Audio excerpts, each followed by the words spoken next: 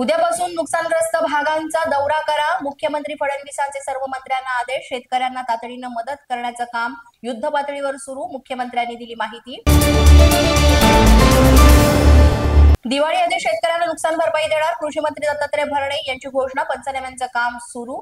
राज्यात 70 लाख एकरवर नुकसान भरण्याची माहिती.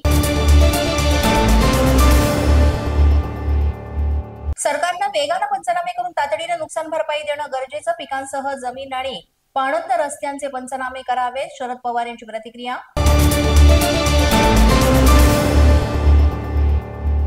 पूरग्रस्तांना कुठेही निधीची कमतरता भासू देणार नाही. अजित पवार यांची माहिती. पाण्यात अडकलेल्यांना मदतीची वाट पाहणाऱ्या प्रत्येक व्यक्तीसाठी आधार बनूया. अजित पवार यांचं कार्यकर्त्यांना आवाहन.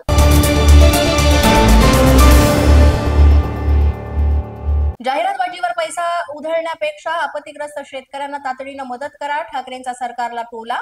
2 दिवसांमध्ये उद्धव ठाकरेही करणार दुष्काळग्रस्त भागाचा पाहणी दौरा.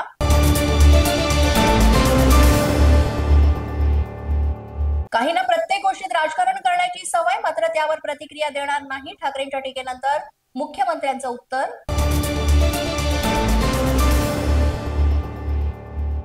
सोलापुरात अतिवृष्टीमुळे 2 लाख हेक्टरवरील शेतीचं नुकसान. 6 लोकांचा मृत्यू. 49 जनावरे सुद्धा दगावली, तर मोठ्या प्रमाणात घरांचंही नुकसान.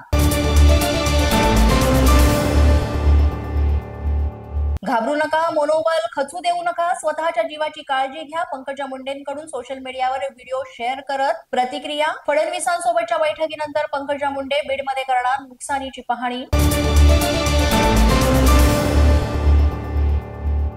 मुसळधार पावसानं मराठवाड्याला अक्षरशः झोडपलं. वेगवेगळ्या घटनेमध्ये 5 जणांचा दुर्दैवी मृत्यू. 72 जनावरं दगावली. शेतांना तलावाचं स्वरूप. नुकसान भरपाईची केली मागणी. राज्यावर 9 लाख कोटींचं कर्ज. राज्य सरकार मराठवाड्याला किती मदत देतील माहिती नाही. संजय राऊत यांची टीका. पोलीस माझा न्यूजच्या बातमीपत्रात आज इतकंच. तुम्हाला आमचं बातमीपत्र कसं वाटतंय याबाबत अवश्य अभिप्राय कळवा. यासाठी पोलीस माझा न्यूजचं युट्यूब चॅनल सबस्क्राईब करा. तसंच आमचं फेसबुक, इंस्टाग्राम आणि ट्विटर अकाउंट फॉलो करा. अधिक माहितीसाठी आमच्या www.policemazhanews.com या वेबसाईटला भेट द्या. आमचे अधिकृत प्रतिनिधी व्हायचं असेल तर स्क्रीनवर दिलेल्या क्रमांकांवर आजच संपर्क साधा. आजच्या बातमीपत्रात इतकंच. पुन्हा भेटूया पुढील बातमीपत्रात. तोपर्यंत पाहत रहा पोलीस माझा न्यूज.